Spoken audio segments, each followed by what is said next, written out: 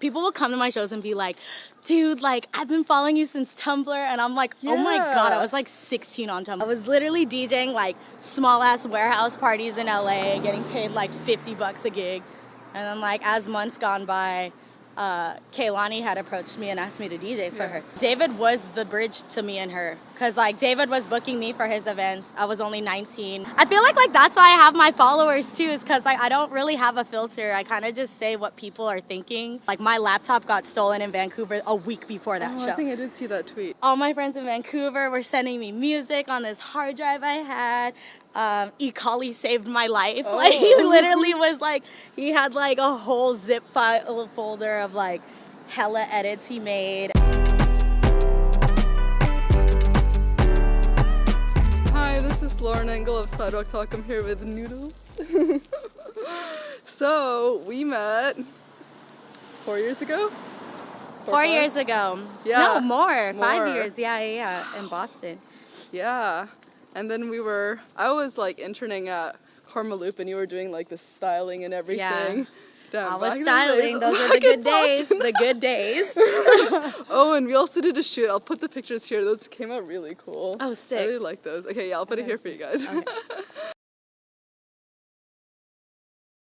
So you were born in the Bay Area, right? Yes. I was born in San Francisco, and then my family moved us to the suburbs of Union City, Hayward area. Yeah. Are your parents from there as well? Or were they born there, or were they like No, they're from born in the Philippines. Okay. Yeah, my dad's from Mindanao and my mom's from Manila. They migrated here when they were like, I think my mom was like 14 and my dad was like 16. Oh, yeah. wow. What did they move here for initially? Just to like have a better life. Like my dad followed his family. They all like had to separately go, but my mom, she migrated. Yeah, same thing with her family. They just wanted a better life in America, you know? Yeah. Yeah. What did they do when you were growing up? My mom was working at McDonald's, I remember that, when I was growing up. And my dad, he was DJing, like, here and there for, for a really long time. Yeah, like in the 80s, yeah, for sure. But, like, yeah, that's how they met. My mom was going to his gigs, and then... Oh. So my mom was a thought. So, like, you know, she was just lingering behind the DJ booth. So, like, maybe I'll find my true love one day behind the DJ booth. I don't know. We'll find out.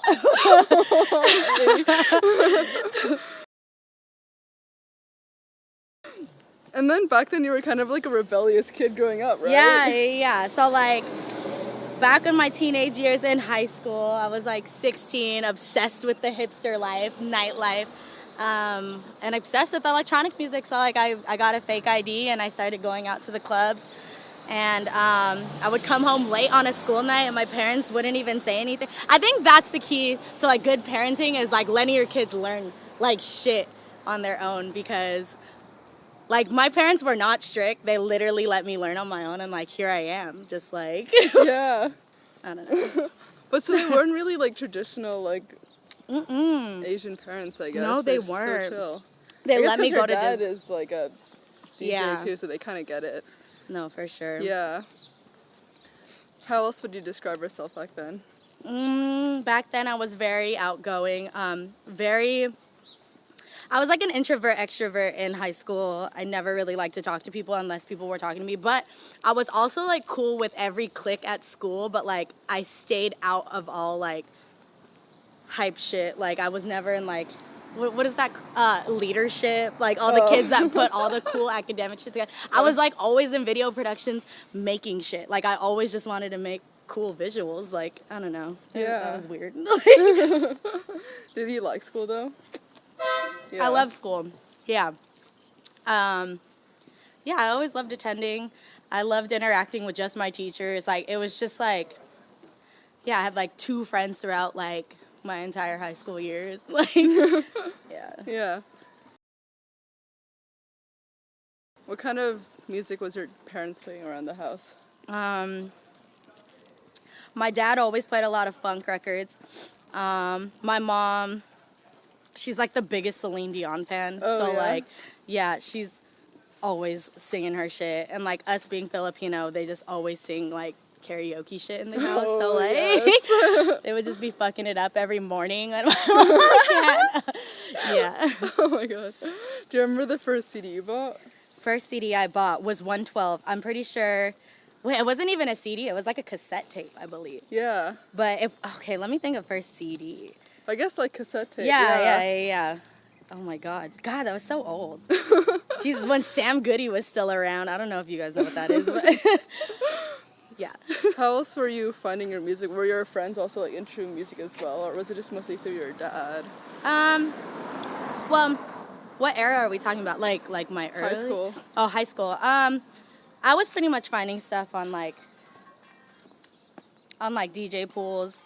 SoundCloud was not around then in high school, but yeah, a bunch of my friends, we would like make each other mix CDs and like we would just give each other shit. So like that's kind of how like I was like discovering the hottest records, I guess. How did you get into more of like the hip hop stuff? I got into the hip hop stuff. I was always like, I grew up on like hip hop music too, because of my older sister. So like I was always listening to like A Tribe Called Quest, like a bunch of Dilla beats and stuff, and like Souls of Mischief, like all those people. And so like once you get into that realm, it's like you get into like their beats and stuff, you know, and so you just start like researching more. Where did you start getting all your curiosity for fashion from? Because you were wearing like mismatched socks and everything like early on and like had your own trend. I was like, I don't know. I'm telling you, I was a rare ass individual. Like, I don't know. I just thought being different was cool. So like, that's why like I would wear like mixed matching socks. But I got into fashion because I got cut from my volleyball team my sophomore year because of my attitude. And so, like, I thought my whole life I was going to play sports. I was on the track team. I was on the basketball team. I was on volleyball. Like, and then, yeah, my coach decides to cut me because I was always a sore loser. If I lost and, like, some bitch lost the point, I would fucking scream at her. Like, I was that hoe. But, no, so that's when, like, all my focus started going into, like, something else, which I found a segue into fashion. So I started getting into sewing, started getting into styling. Do you remember who showed it to you? Were you like reading like magazines or what was it? Yeah, I was always into fashion. No, I was always subscribed to like Nylon magazine, all these little teen Vogue shits. I was just obsessed with like how beautiful models look, how fucking cool a garment would make someone look, like, you know what I mean? So like I really just like started getting into like high fashion designers. I was like always reading on Vogue, like with the latest fashion week stuff. Who did you like back then, designer wise? Designer wise, I was obsessed with Alexander Wang, just because of the minimalism. Oh my god, this cat. Oh my god, his eyes are so yellow. I don't know. Okay. Who else was I obsessed with? I was obsessed with Prada growing up. A bunch of like Italian leather-based designers. Oh, so you like a lot of like high-end stuff, but then you also like dress streetwear though, which is interesting. So, and then that's when I started getting into like streetwear, is because like I discovered that I hated wearing like heels. So like I like love sneakers. Like I'll pair sneakers with like a dress if I could, you know what I mean? So how like, did you segue into that scene? Just with like, I don't know. That's a good question. I don't know how I got segued into that. I always like, actually, this is where it started. So like in middle school, I was always collecting Jordans. Like I had like the craziest sneaker game collection. It was always like the in thing to have the latest Jordans that came out. And then after that, like obviously I went into a different phase and like I stopped wearing them. But then like they came back into like trend, and like that's when I realized, I was like, wow, I think I'm just a sneaker queen. Like, yeah, so I'm glad I kept all this. Yeah. But yeah, that's pretty much like where it came from. And it just became a part of like my like, not even branding. I don't know. I just like love it. Yeah. It's comfy, you know? Who did you like streetwear wise then? It's kind of sad because streetwear is kind of like dying. Well, like, it depends what kind of streetwear you're talking about, like logo tees and shit. But back then, I was really paying attention to Stussy, of course. Oh, yeah. What else was I into? I was like following a bunch of like sneaker stores, like Undefeated and stuff. And then you went to study like fashion, right? Yeah. I went to FITM in San Francisco. I wasn't even trying to go to school after high school. Like, the only reason why I went was because like I started a fashion club in high school, and the FITM advisors came, and they like offered me a scholarship to pay off my first year. So like that was a plus. So I was like, fuck that. Like I wasn't gonna go to design school and pay like $100,000 for like a 2-year, like no. Yeah. So when that happened, and then I was able to get like hella financial aid. So like it just made sense to go there. I majored in visual communications. We were building sets. I was styling. It was like anything that didn't like have to do anything with like seeing shit, you know? That's what that major fell into. Yeah. So I took like a graphic design class. I took a architecture class.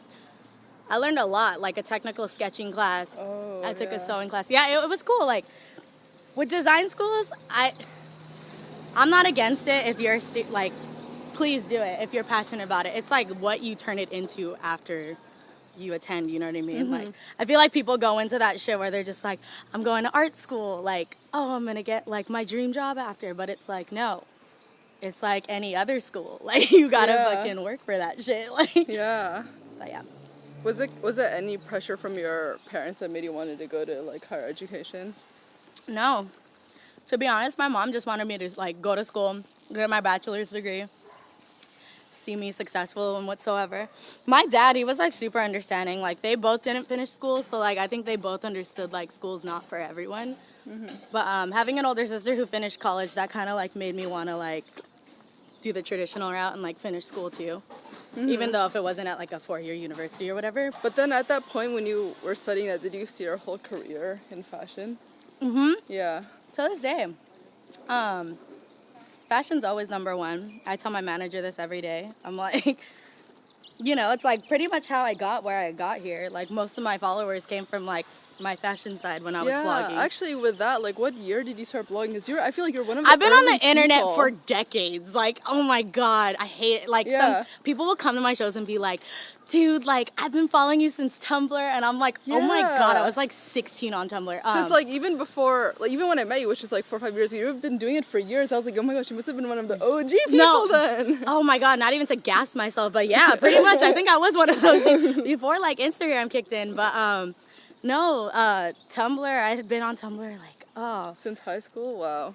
Yeah, since high school. Yeah. I was like always taking pictures, documenting all my outfits. Like, what clicked to you to do that? Because there weren't many people doing it at that time. What clicked me was, like I said, I was an introvert extrovert. So like I segued into the internet because I felt like I could create something off myself. Like, I don't know. I can't even explain it. I was such a weird kid growing up. Oh my God. But no, I thank it. Like I thank all those platforms for giving me this opportunity to like really showcase who the fuck I am. But also like the gag too about the whole shit was like I always remain true to myself, I feel like. Like I talk the way I talk on Twitter in person. Like I definitely blog the way I like talk in person. You know what I mean? So yeah, I don't feel like. Was it kind of a goal for you to get your like outfit and fashion out there? You're also doing stuff for like Vans back then. A lot of brands would send me stuff. And it's just like, it's like a marketing scheme, you know? It's like you send, I hate this term today, like influencer shit. Yeah. And like they just model your shit, you know? And so like, I'm super particular with like who gets to send me shit though. Like, at first I remember like when I was getting sent like random shit, I like look back at the photos and I'm like, damn, like what the fuck? This is not on brand. Like, no. I was so mean. No. But yeah, I was doing stuff with Vans, I was doing stuff with Adidas, I was doing a lot of stuff with like cool brands. So it's been a cool run. I've established a lot of good relationships with people at these companies too. How long after that did you start working at Karmaloop after you graduated? So I graduated college. I was working at a fast fashion company called Toby. It's still around. Yeah. Oh my God, endorse this shit. Y'all should pay me. I'm just kidding. What do you call it? And then I got a job offer at Karmaloop. And like, it was like on the spot. I moved within 2 days. I got a job offer within like 12 hours. They gave me like my first salary paying job. And I was just like ecstatic because I was like 19 years old at that. Crazy. No, not even 19. I was 20. And, like, I moved to Boston, and, like, everything pretty much changed from there. Like, everyone wanted to work with me. It was, like, that was when Karmaloop was on its hype, you know what I mean? So, like, that was the peak. When we were there, it was the peak. That was a good time when we were there. What was it like going from, like, I guess just doing your own thing but then going to like having a full-time thing where you had to sit, do you think it like restricted your creativity kind of? Yeah. It was draining. It was a 9 to 5. Yeah. I only found time to like blog on the weekends. And like, I don't know, like I made it work because like I was alone in Boston. I had no family. So like I had no really any commitments. So like I did have time to like blog and like be out in Boston. But it worked out in its favor, yeah. What did you learn from it? I learned that if you want it, you should go and get it and take risks, because my mom didn't even want me to move to Boston. Like, she was hella scared. And then... It's far. Yeah, it was so far. The far. whole culture is completely different. The 4 seasons fucked me up. I was literally depressed during winter season out there. Yeah. And that's why I only lasted, like, a year and a half. Like, I was just like, oh, okay, I need to move back to California. Yeah. Like, yeah, and then, like, after you move back to California, what do you do? I was broke as hell. Okay, so Karmaloop flipped, and then I was broke as hell on unemployment, and then I moved back home in the Bay with my family, and then I was like completely fighting nonstop with my mom, because she would drive me nuts. She'd be like, Micah, what are you doing with your life? And I'm like, I don't fucking know. Like, I really don't. And then I was just like trying to figure it out. So one day I like up and moved to LA. I literally had like $200 in my account, and like my cousin, like he said it was okay to crash on his couch. Shout outs to Kuya Bugsy, you already know. And like I crashed on his couch for a couple of weeks, and then like I had a boyfriend at the time, and I was kind of like semi living with him, but like trying not to make him feel like I was living with him, but like I was always at his house. And so like yeah, and that's how like that's what made me want to like work more. I was so hungry for work. I was literally DJing like small ass warehouse parties in LA, getting paid like $50 a gig. And then like as months gone by, Kehlani had approached me and asked me to DJ for her. What was the decision to go more into the DJ route instead of the fashion route when you moved to LA? Oh, that's a good question. So like, yeah, me thinking I'm Miss Hotshot, I had the head stylist position on my resume. I thought it was going to be so easy to get a job in LA. I'm like, oh yeah, there's so many fast fashion companies here, like they're going to want to hire me, whatever. Nope, that was not the fucking case. That humbled me down like 3 tiers. Yeah, like it just didn't work out. Like I was going to interviews, but like I would be like missing experience for like by like 2 years of experience for like positions. So it was discouraging. Like I was so like lost. But then at that point, you've been DJing for, wow, so many years, because you started when you were 15, so young by your dad teaching you, like on vinyl. Yeah, when I was 15, that's when I started DJing, but like I went into the realm of DJing full time because, yeah, like I said, no one was hiring me from like any of these companies I was applying for, and I was just feeling discouraged, but also my bookings were getting picked up. Like I started DJing a lot of like out-of-state gigs. Like, how are you even getting your name out there initially? My online, my online presence. Yeah, I feel like that's how people were discovering me, and then I started branding myself, like showing people that like I'm serious about this DJ shit. Like, I was going out to parties a lot with my manager. He was introducing me to a lot of people, and like, yeah, everything kind of just started like settling. But still, I was still struggling. Like, don't let that fool you. It wasn't that nice. Like, it was a hard 2 years in the beginning. Like, really hard. Yeah.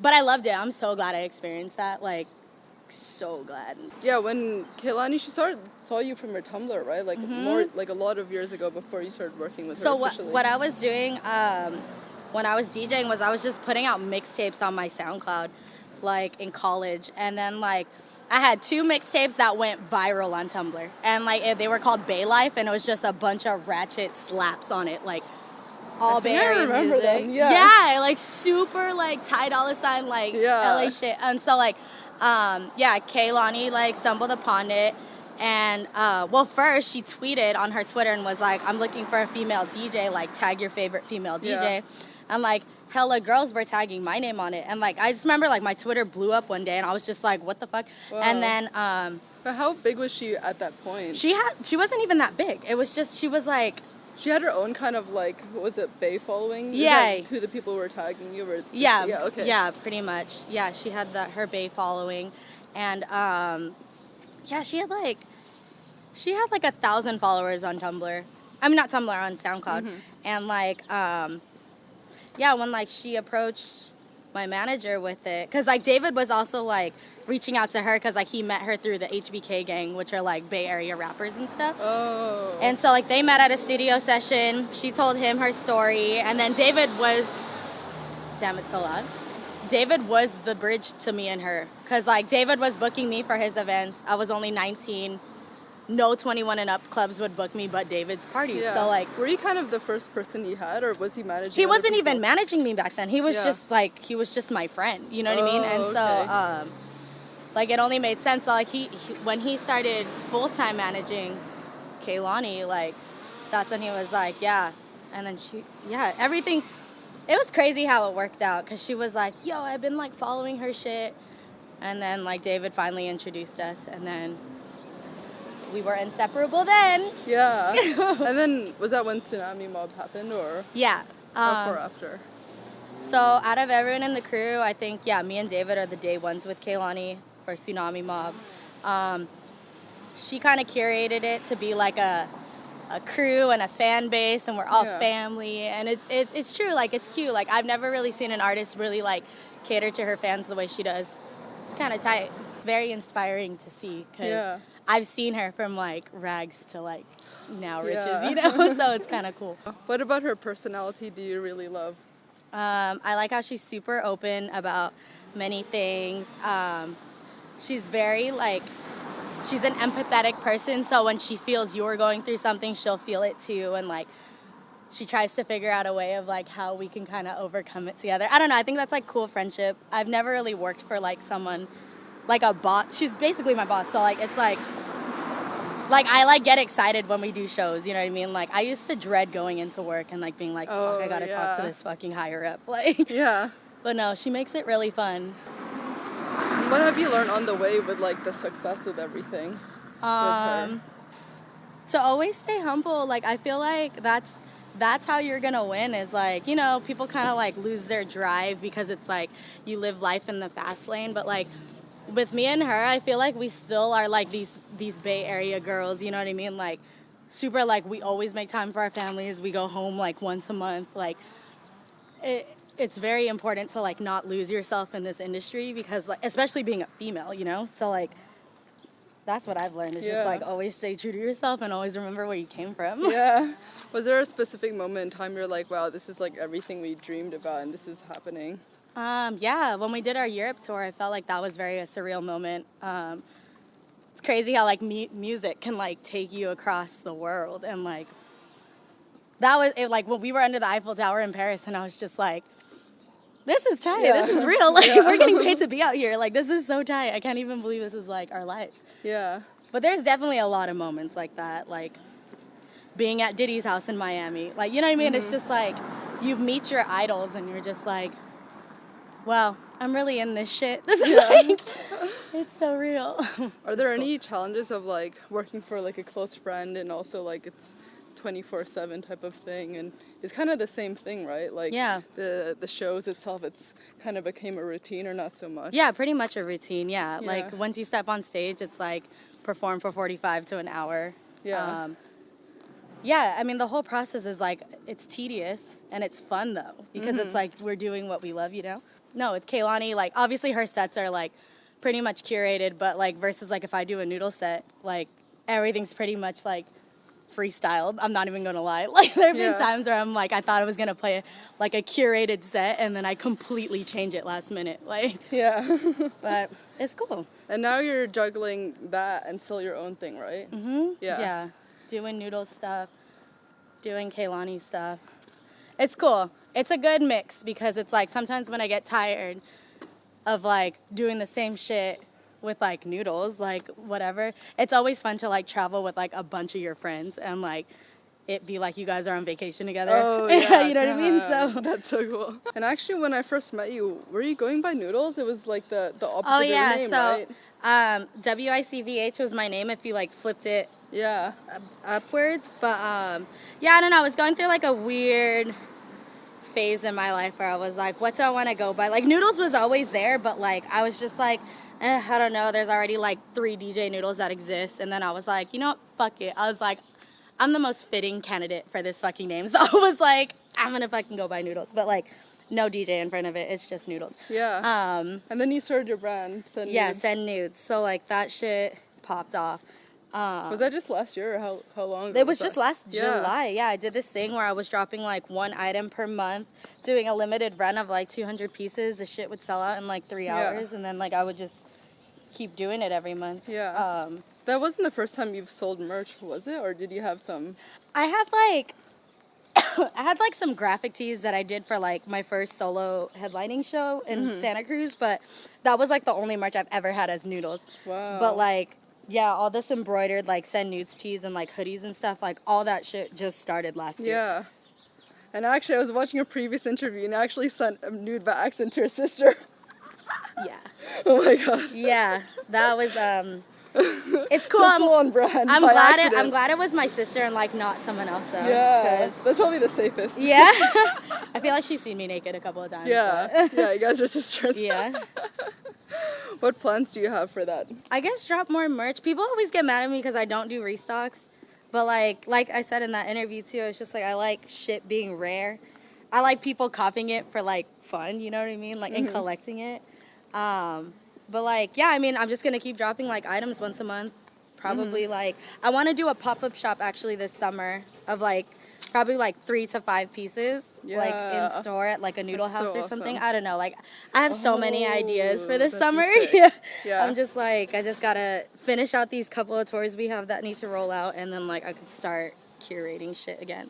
You're so like vocal and also like but personal at the same time on like social media, and people like I love like to it. express myself. I feel like that's why I have my followers too, is because like I don't really have a filter. I kind of just say what people are thinking, and like I just say it. But like my manager hates it. Like that's why now he has my Twitter logged in on his phone, because like when I tweet out of pocket shit, he'll be like, "Nope, I'm deleting that. That's fucking crazy." And I'll be like, "Okay." Yeah. Cool. Like I don't think twice when I post shit. I'm a Leo, so like I don't really like care. Like I'm just like, you either fuck with me or you don't. What else do you have coming up?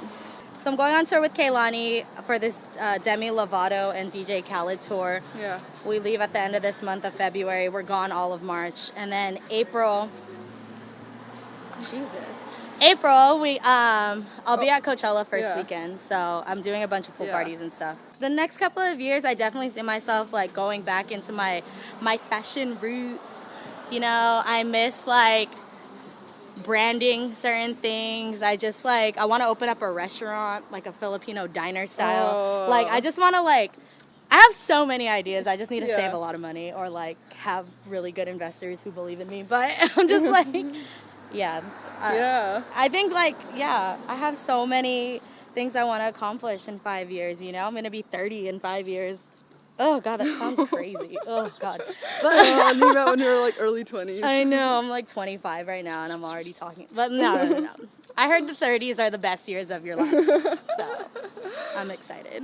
How do you think you've grown as a person since when you started? Oh, my God. Oh, I've grown so much as an individual. Like, just, like, learning how to be independent, how to do stuff on your own. Like, I was never dependent on anyone. Actually, now I'm thinking about that. Like, I always did shit because I wanted to do it. But, like, nowadays, it's, like, because I have so many resources and outlets that now, like, I can utilize, like, who I know for, like, what I want to create. You know what I mean? So, like, I've just learned how to, like, you know, like, stay true to the game. Like, you don't got to fucking fake the funk anymore. What would you say have been your biggest challenges? Biggest challenges. Oh my God, I had to play my first EDM set before Party Favor. Shout outs to Dylan, your sweetheart. That was my first EDM set. It was a Brownies and Lemonade event. And like, shout out Kush and fucking oh you guys. That was a cool challenge, because you guys don't know this. Well, some people knew if you were following me, but like my laptop got stolen in Vancouver a week before that show. I think I did see that tweet. All my friends in Vancouver were sending me music on this hard drive I had. E. Collie saved my life. Like he literally was like, he had like a whole zip file folder of like hella edits he made, and like I played a bunch of those out at the Party Favor show. And it was lit. It was fun. I brought Kehlani out. Like it turned out amazing. But like having to cope with like what to do in situations like that really challenged me into knowing like the bounce back is real if you allow it to fucking, you know, take over you. Yeah. So it was cool. What does love mean to you? Love means being honest with yourself, you know, accepting things even when it's not as pretty as you want it to be. And also just like how you're able to hold yourself up in the most toughest situations that you're going through. I think like love literally always outshines the darkness. It's like light, you know? So that's exactly what love means to me. What does success look like to you? Success looks like making your parents proud every day. Success also means treating everyone with kindness, even though, like, you know, like, you may feel like you have it all, but, like, you need to also, like, share it with people. Like, I feel like that's definitely important, like, giving back to the community, supporting, like, underground people. Like, it's, you just got, being successful means how you're gonna, like, share it with others, you know what I mean? Like, what are you gonna make a difference in this world with, you know? So that's pretty much what, like. Love that. That ties into my last question, but what do you want to be remembered for? Oh, man. I just want to be remembered as, like,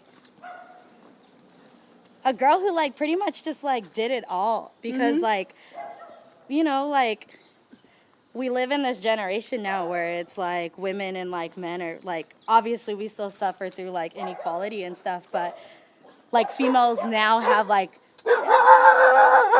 females now have the opportunity to, like, really capitalize over men if they really, like, are driven, you know what I mean? Like, we can now, like, make a shit ton of money more than men, like, than we were able to, like, back in the day. So, like, I don't know, I just want to be able to just be, like, I did everything, not even just because, like, I'm just a female, but, like, because, like, I'm a minority in this game, you know what I mean? So, like, I just got to make sure, like, all these people know. Like, I don't know. Oh, my God, that's amazing. Thank you so much. This is so awesome. Cool. Sweet.